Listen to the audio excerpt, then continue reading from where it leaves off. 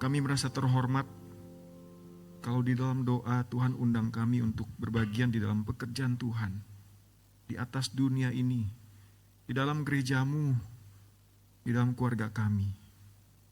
Tuhan, biar kami terus berjaga dan berawas di dalam doa, di dalam segala hal Tuhan, mulai dari diri kami, dan terus Tuhan mengalir kemana Tuhan pimpin kami berdoa.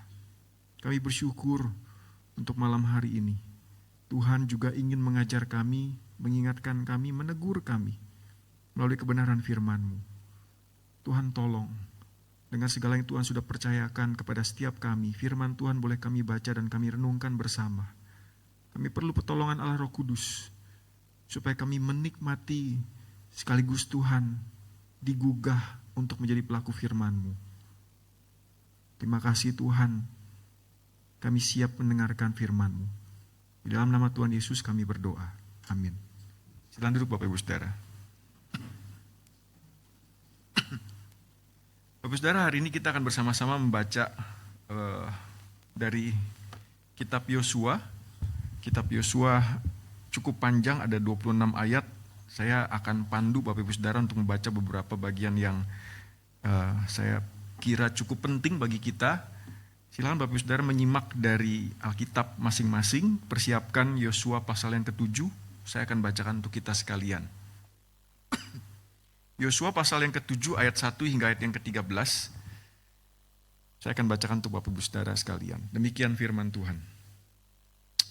Orang Israel berlaku tidak setia mengenai barang-barang yang dikhususkan untuk dimusnahkan itu. Akan bin Karmi bin Zabdi bin Zerah dari suku Yehuda mengambil sesuatu dari barang-barang yang dikhususkan itu. Murka Tuhan pun menyala-nyala terhadap orang Israel. Yosua mengutus orang dari Yeriko ke kota Ai yang terletak dekat Bet Awen di sebelah timur Betel dengan perintah, pergilah mengintai negeri itu. Lalu orang-orang itu pergi mengintai kota Ai.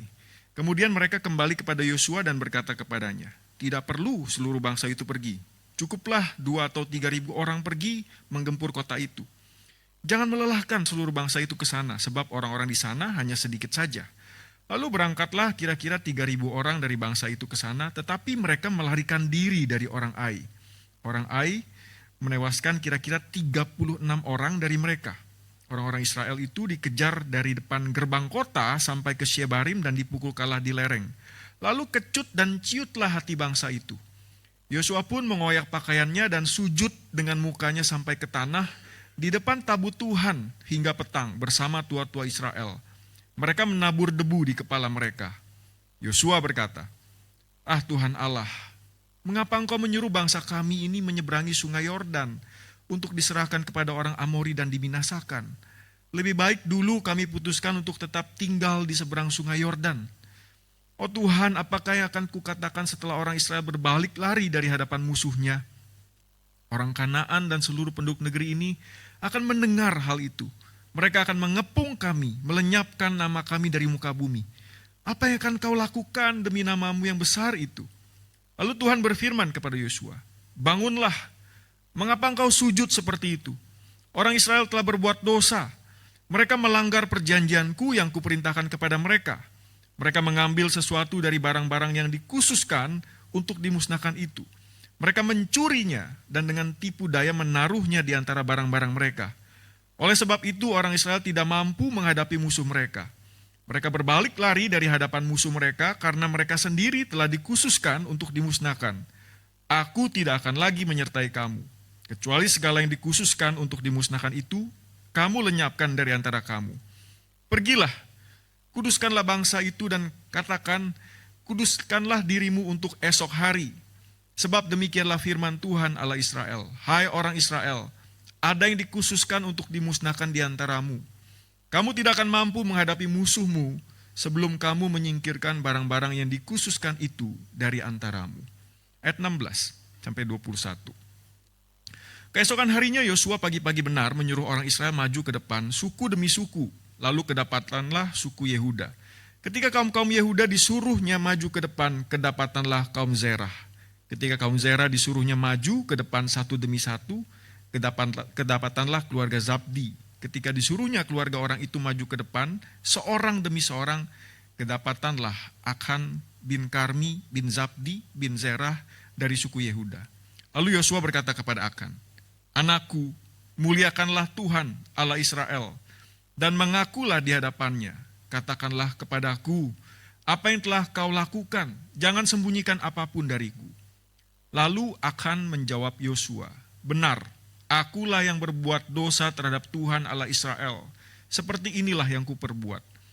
Aku melihat jubah yang indah buatan Sinear di antara jarahan itu, dan 200 sikal perak, serta sebatang emas seberat 50 sikal. Aku mengingininya, lalu mengambilnya. Semuanya itu disembunyikan dalam tanah di kemahku, dan perak itu di bagian bawah." Ayat 25. Berkatalah Yosua, "Engkaulah yang sudah mencelakakan kami. Karena itu Tuhan mencelakakan engkau hari ini." Lalu seluruh Israel melontari dia dengan batu. Semuanya dibakar dengan api dan dilempari dengan batu. Lalu surutlah murka Tuhan yang menyala-nyala itu. Demikian firman Tuhan. Bapak Saudara, kalau kita bersama-sama merenungkan bagian firman Tuhan khusus dari Yosua, kita tidak boleh lupa bahwa konteksnya itu adalah bicara tentang penaklukan tanah Kanaan, tanah Palestina, Bapak Saudara. Setelah sekian ratus tahun Tuhan berjanji kepada Abraham bahwa tanah yang pernah diinjak oleh Abraham akan menjadi miliknya. Dan inilah penggenapannya. Jadi bagian yang sangat penting sekali. Ini pertama kali bangsa Israel sedang menggenapkan janji Tuhan untuk memiliki tanah Kanaan. Bapak Saudara, minggu lalu kita telah belajar bagaimana Yeriko, kota yang besar itu, ditundukkan, ditaklukkan dengan cara yang tidak biasa. Berapa kali kalau masih ingat orang Israel mengitari kota Yeriko? Berapa kali? Iya, 13, bukan 7 ya Bapak Ibu ya. 7 itu cuma hari terakhir. Hari-hari sebelumnya itu perlu dihitung. Hanya dengan mengitari dan menang. Soalnya ini kota Yeriko, waktu itu adalah kota metropolitan, kota yang besar. Mungkin seperti kota Jakarta kalau mau dibandingkan sekarang. Atau mungkin lebih besar seperti kota New York. Orangnya banyak. Temboknya itu double. Lalu ada bukannya selevel gitu ya. Tapi ada 2 level. Ada yang di dataran lebih rendah, ada yang di dataran lebih tinggi. Ini kota yang sangat besar dan dibentengi dengan begitu kuat. Sudah hanya dengan dikitari. Lalu kemudian runtuhlah tembok itu dan kemudian direbutlah oleh orang Israel yang saya kira pasti jumlahnya kalah banyak. Nah di Yosua 7 kita membaca bahwa bangsa Israel melanjutkan penaklukan selanjutnya ke kota Ai. Saudara, ini kalau dilihat dari gambar ini aja sangat tidak apple to apple. Sangat jauh, sangat jauh. Hanya seperberapanya begitu dibandingkan dengan kota Yeriko. Sampai-sampai ketika Yosua mengutus orang untuk mengintai, mereka mengatakan begini di dalam ayat yang ketiga. Tidak perlu seluruh bangsa itu pergi. Cukuplah 2 atau 3.000 orang pergi menggempur kota itu. Jangan melelahkan seluruh bangsa itu ke sana. Sebab orang-orang di sana hanya sedikit saja. Saudara, di atas kertas, perhitungannya itu benar. Ya dibanding Yeriko enggak ada apa-apanya. Jauh. 2-3 ribu orang bahkan mungkin itu terlalu banyak untuk menaklukkan kota yang begitu kecil itu. Entah apakah cuma karena dikelilingi oleh tembok makanya disebut kota. Kalau nggak ada temboknya mungkin hanya desa yang sederhana sebenarnya. Bapak Saudara, Yeriko sebelumnya sudah ditaklukkan dengan begitu luar biasa. Dan wajar sekali kalau mereka berpikir bahwa ini kota gampang ditaklukkan, mudah untuk ditaklukkan. Saudara, tapi kita tahu ceritanya. Ketika 2-3 ribu orang itu diutus, dengan sangat mengejutkan, mereka lari tunggang langgang dengan korban jiwa 36 orang tewas. Saudara, firman Tuhan mencatat dengan jelas di ayat 4 ayat 5. Mereka bukan hanya dikalahkan, tapi orang-orang Israel itu dikejar. Lari tunggang langgang. Saudara, saya percaya Di samping 2-3 ribu orang yang pergi berperang, 36 orang yang tewas itu. Saudara, jumlah yang keluar dari Mesir itu jauh lebih banyak. Ada berapa kira-kira Bapak Ibu? Ada penafsir yang mengatakan sekitar 2 juta orang. Kalau misalkan sepertiganya aja, itu masih 700-an ribu orang laki-laki. Tapi firman Tuhan mencatat ada sesuatu yang janggal. Orang-orang Israel itu begitu ketakutan. Lari tunggang langgang. Saudara, perhitungan mereka di atas kertas yang harusnya menang, malah kalah. Pertanyaannya Bapak Saudara, waktu itu Yosua nggak tahu apa yang sebenarnya sedang terjadi. Kita tahu, Yosua tidak tahu. Tidak ada seorang pun di dalam bangsa Israel, mungkin termasuk Akan, yang tahu bahwa ada sesuatu. Apa yang salah? Itu pertanyaan mereka. Pertanyaannya Yosua, tua-tua, seluruh orang Israel, bahkan mungkin Akan, Bapak Saudara. Saya jadi mikir begini Bapak Saudara ya. Di atas kertas, hitung-hitungannya sudah benar. Sudah tepat. Mungkin metodenya juga, walaupun metodenya klasik, menyerang begitu saja karena kalah, karena menang jumlah. Tapi ternyata mereka kalah. Saudara, dalam hidup kita, saya percaya kita pernah mengalami hal-hal seperti itu. Kita sudah hitung di atas kertas. Tapi ternyata rencana kita gagal. Saudara, tapi tidak seperti kebanyakan kita yang mungkin akan memikirkan di mana detil rencana saya yang salah. Tapi di sini kita lihat bagaimana kemudian Yosua berdoa, bertanya kepada Tuhan. Walaupun bertanyanya bukan, kenapa kami kalah Tuhan? Tapi pertanyaan Yosua, Tuhan, bagaimana aku harus menghadapi bangsa Israel? Seperti yang kita lihat. Karena Yosua nggak tahu. Ada masalah yang jauh lebih penting dari sekitar hitung-hitungan. Ada masalah yang jauh lebih penting dari sekedar masalah metode dan strategi. Saudara, bagian firman Tuhan yang kita baca dimulai dengan ayat 1 itu jelas menjelaskan kepada kita. Orang Israel berlaku tidak setia mengenai barang-barang yang dikhususkan untuk dimusnahkan itu.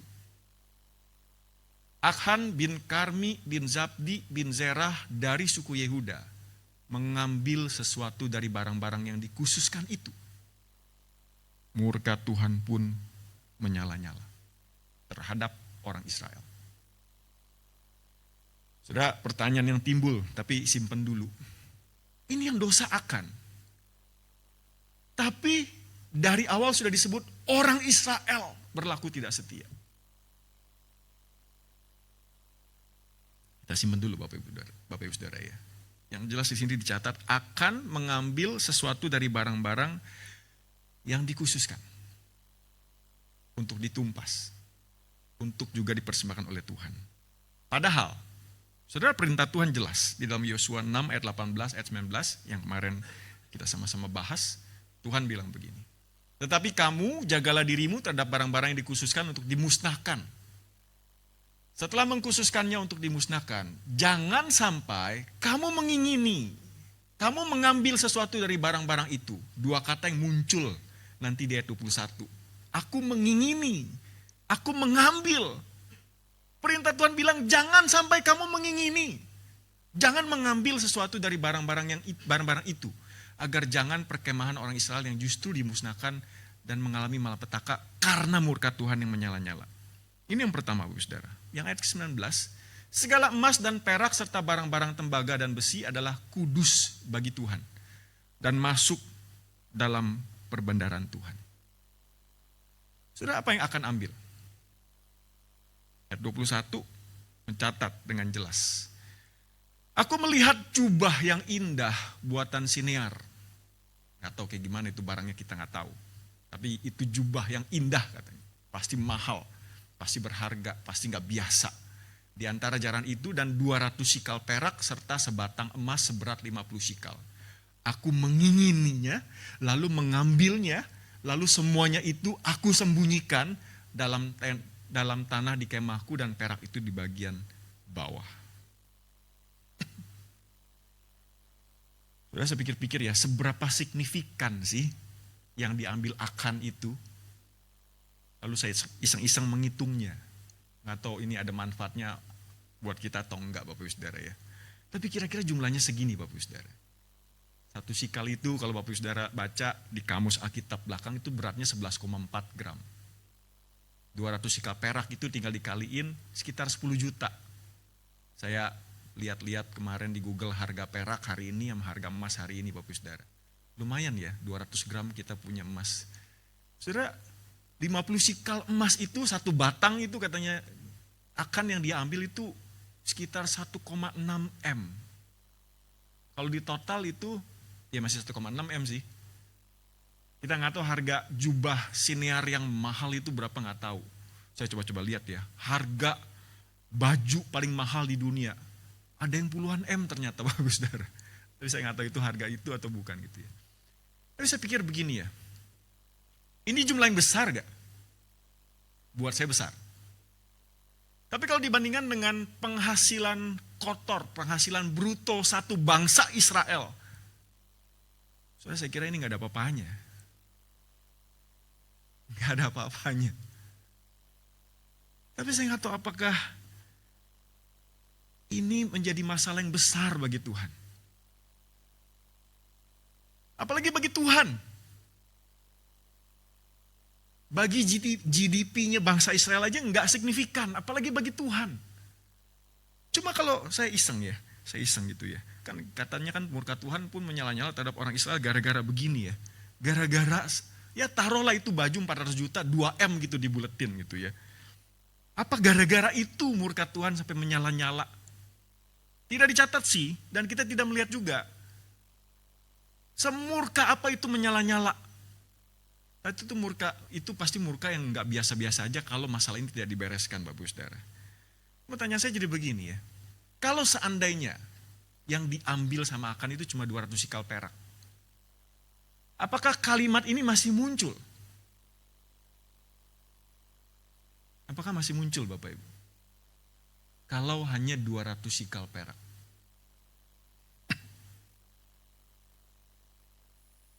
Masih ya. Saudara bukan saya menemukan sih, waktu persiapan ini saya juga kepikir gitu. Setelah selesai persiapan saya baru, oh gitu ya Tuhan ya. Ada satu frase itu yang menarik perhatian saya, dan saya percaya Tuhan pimpin. Di ayat 1 dikatakan orang Israel berlaku tidak setia. Saudara, saya kemudian coba lihat di dalam bahasa aslinya. Itu katanya kata yang mengerikan Bapak Ibu Saudara. Bahasa Ibraninya ma'al, bukan mahal ya. Ma'al. Apa itu? Banyak terjemahannya, tapi saya ambil dua yang pokok Bapak Ibu Saudara. Yang sebenarnya intinya sama. Yang pertama, ketidaksetiaan seperti yang diterjemahkan. Satu lagi, treacherous act. Tindakan pengkhianatan. Saudara, kata ma'al ini menandai pelanggaran kesetiaan, perjanjian, tindakan tidak setia yang dilakukan terutama terhadap Tuhan. Setiap kali kata ini muncul, teks tersebut menekankan pada pengkhianatan dan ketidaksetiaan yang lahir dari tindakan yang berasal dari dalam. Berarti motivasinya ada, niatnya ada memang, sengaja. Dia memilih untuk melanggar kepercayaan. Bukan pengaruh dari luar, tapi dari dalam. Dan hubungannya selalu dengan yang ilahi, yaitu Tuhan. Bapak Saudara, kalau begitu, bukankah kemudian kata ini sangat erat kaitannya dengan, kalau kita ngomong kesetiaan, terus perjanjian. Saudara, di atas bumi ini, istilah itu paling sering dipakai di dalam hubungan apa Bapak Ibu Saudara? Pernikahan. Pernikahan. Dan Tuhan seringkali menggambarkan dirinya sebagai suami dan kita adalah istri. Karena itu ikatan yang paling dekat. Saya pikir saya tidak berlebihan ketika menyimpulkan bahwa ini adalah ngomong tentang perzinaan bangsa Israel yang diwakili oleh Akan. Ini bukan masalah besar kecilnya atau serius tidak serius, bukan. Tapi ini adalah dosa penyembahan berhala. Maka tidak heran kalau dikatakan kemudian murka Tuhan menyala-nyala. Ini super serius Bapak Ibu Saudara. Akan melakukan satu pelanggaran yang luar biasa. Kalau diterusin, atau kalau tidak ada larangan, Bapak Ibu Saudara bisa bayangkan apa yang dilakukan oleh Akan. Bapak Ibu Saudara, kembali ke sini. Kalau kita perhatikan ya, kata-kata yang dipakai ya. Saya kurang highlight satu lagi itu, aku melihat. Kata melihat Bapak Ibu Saudara. Melihat, mengingini, mengambil, menyembunyikan Bapak Ibu Saudara. Ini ya. Dari melihat kemudian jadi mengingini. Dari mengingini, tidak tahan diri, bukannya bertobat, mengambil. Sudah mengambil, tahu salah, tidak bertobat. Disembunyikan. Saudara, di dalam Alkitab pola ini terus berulang. Ananias dan Safira kurang lebih Bapak Ibu Saudara. Masa sih? Iya. Ananias dan Safira melihat Barnabas itu jadi terkenal, jadi populer karena kedermawanannya mempersembahkan tanah. Lalu juga mengingini. Wah, enak ya. Dipuji orang. Lalu take action. Mengambil sebagian yang adalah miliknya Tuhan.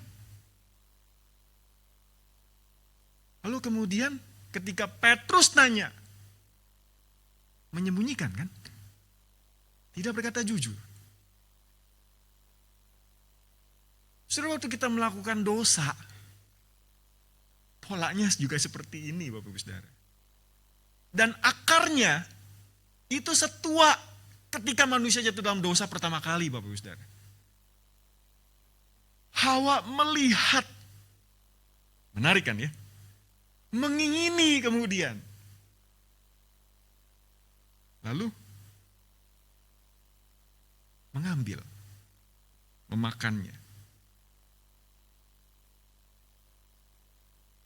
Tuhan tidak murka. Tuhan masih cari di tengah suasana taman yang sejuk. Tuhan berjalan-jalan masih bertanya, Adam, Adam di manakah engkau? Apa yang dilakukan oleh Adam dan Hawa? Sembunyi.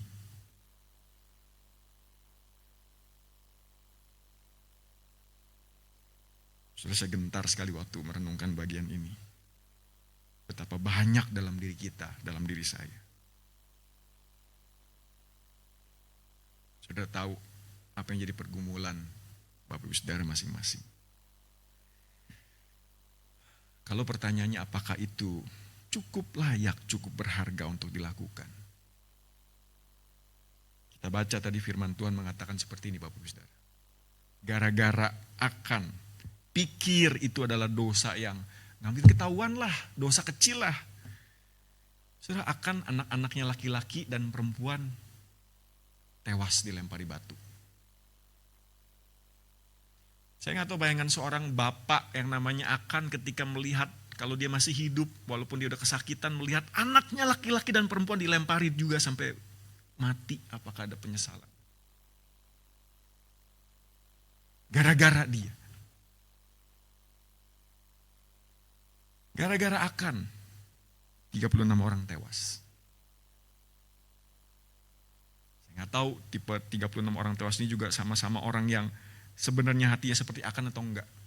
Atau memang mereka adalah orang-orang baik yang Tuhan izinkan mereka mati gara-gara dosanya Akan.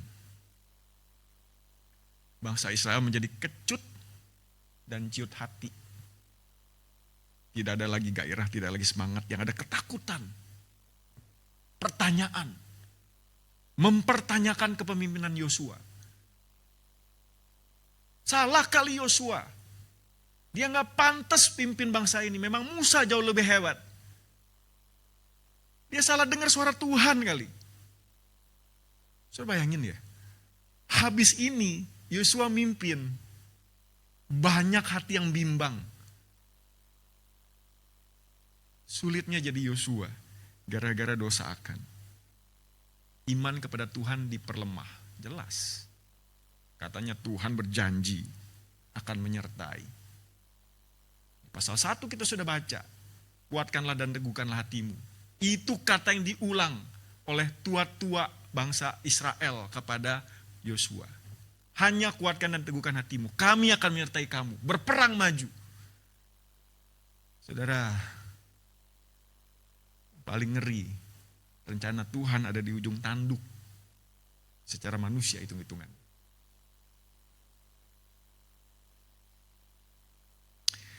Ada satu bagian yang saya tidak masukkan ke dalam sini, tapi mungkin patut kita pikirkan bersama-sama. Saudara, ayat 2 itu Yosua mengutus orang, lalu orang itu kembali dengan laporan tidak usah semuanya, 2-3 ribu saja. Lalu Yosua langsung lakukan. Tim tergelitik dalam hati begini Bapak Saudara. Kok dia gak nanya Tuhan ya? Karena kalau kita bandingin nanti di pasal 8 ayat 1, Tuhan kasih loh strateginya. Kalau di sini Yosua meremehkan Ai. Tuhan bilang di pasal 8 ayat 1. Bawa semuanya. Jangan cuma 2-3 ribu. Bawa semuanya. Lalu Tuhan kasih strategi. Kamu menghadang dari belakang. So, saya kira itu harus kita pertimbangkan masak-masak juga. Nah, saudara, terhadap situasi yang seperti ini. Kejadian ya sudah kejadian. Gitu. Tuhan lalu mengatakan. Bangunlah, jangan seperti itu. Mengapa engkau suruh bangsa, jangan seperti itu. Bangunlah. Orang Israel berlaku tidak setia. Bangunlah dan katakanlah. Lalu Tuhan kasih solusi. Apa solusinya? Saya ketika membaca bagian ini, saya pikir-pikir ya. Kenapa sih Tuhan sampai perlu 36 orang mati dulu? Sampai Yosua harus berpikir dulu, bergumul dulu. Kenapa sih Tuhan gak langsung tunjuk aja? Ada masalah, ada satu orang itu tidak setia, namanya Akan. Keluarin dia, bawa keluarganya semua, udah langsung bakar. Atau lemparin batu. Kenapa gak begitu ya?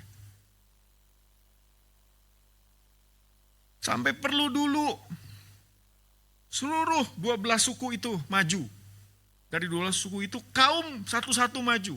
Dari kaum itu keluarga demi keluarga maju. Lalu kemudian baru Akan muncul. Dan itu terjadi keesokan harinya setelah Yosua menyampaikan apa yang Tuhan perintahkan. So, saya pikir ada 1 kali 24 jam bagi Akan untuk mengaku ketika perintah itu dikeluarkan pertama kali kepada Yosua. Besok harus begini semua. Saudara, bukankah itu menunjukkan kesabaran Tuhan sebenarnya? Tuhan berikan kesempatan. Tapi waktu saya baca ya, saudara, waktu Yosua berkata begini, anakku, muliakanlah Tuhan, mengakulah di hadapannya. Saudara, itu hanya sekedar pengakuan yang keluar dari mulut Akan. Tapi saya tidak membayangkan atau tidak membaca atau ada petunjuk bahwa Akan itu menyesal. Akan itu ingin bertobat, menyatakan kesalahannya. Dia cuma mengaku doang. Ya, aku memang ambil. Ini yang aku ambil. Tapi tidak ada kata, ampuni aku. Maafkan aku Tuhan. Bangsaku aku bersalah. Gak ada loh Bapak Ibu Saudara. Ngeri ya. Betapa kerasnya hati manusia itu.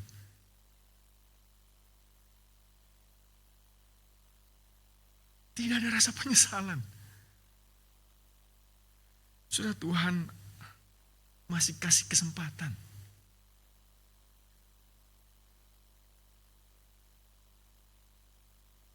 Tapi kesempatan itu akan berlalu. Kalau kita terus keraskan hati. Seperti akan. Sudah, judul atau tema renungan kita hari ini memang kudus supaya menang. Sudah, dosa akan gara-gara dosa satu orang aja. Satu bangsa kena. Saya jadi mikir-mikir tadi ya, doain bangsa dan negara. Gimana caranya ya Pak Tim ya? Korupsinya berjamaah. Korupsinya disalurkan kepada selingkuhannya. Ngeri Bapak Ibu Saudara. Tapi jangan sampai kita anak-anak Tuhan yang sudah menikmati kasih karunia Tuhan. Lalu kita menganggap kemurahan kasih karunia Tuhan. So, saya pikir dimulai dari diri kita. Kalau kita mau menang atas dosa. Menang atas segala kedagingan. Menang atas segala rencana si iblis. Saudara, saya ingat satu bagian firman Tuhan yang nyambung-nyambung, saya sambung-sambungin aja Bapak Ibu Saudara. Saudara, saya merasa menangnya saya itu bukan sekedar menang atas kuasa dosa, atas kedagingan. Tapi saya mau menang sampai saya bisa melihat Tuhan. Saya tahu Tuhan mau apa. Saya bisa lakukan apa yang Tuhan mau. Tapi syaratnya harus kudus. Harus suci hatinya. Bagian yang kita pernah sama-sama renungkan Bapak Ibu Saudara. Berbahagialah orang yang suci hatinya. Karena mereka akan melihat Allah. Saya biar bagian firman Tuhan yang hari kita sama-sama renungkan, mengingatkan kita. Dan kita dipenuhi kegentaran Tuhan. Kalau waktu itu mereka takut dihukum karena murka Tuhan menyala-nyala, hari ini kita takut melukai hati Tuhan. Karena bentuknya bukan lagi karena kita takut, tapi karena kita ingin mengasihi Tuhan. Mari kita berdoa.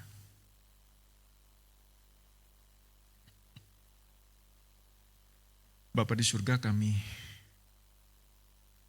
memohon pertolongan Tuhan. Karena sepanjang hidup kami Tuhan tahu, bahkan sebelum kami lakukan jatuh bangunnya kami, bergumulnya kami dengan ketidaksetiaan kami terhadap Tuhan. Kami memang hidup di zaman kasih karunia. Oleh karena itu Tuhan, biarkan kami sungguh-sungguh menghidupi kasih-Nya Tuhan. Dan dengan motivasi itu kami ingin bisa mengasihi Tuhan. Dengan segenap tenaga kami, akal budi kami, jiwa kami. Tuhan tahu kalau kami bisa jadi seperti Petrus yang mengatakan ingin mempersembahkan diri, mempersembahkan hidup mengikut Tuhan kemana saja. Dan doa-doa yang kami naikkan sebelum kami dengarkan firman-Mu, Tuhan, teguhkan kami. Ketika kami lari, Tuhan, balikan kami lagi kepadamu, Tuhan. Berikan kami kegentaran terhadap kasih Tuhan yang menyala-nyala itu di dalam hidup kami. Terima kasih Engkau dengarkan doa kami. Di dalam nama Tuhan Yesus kami berdoa.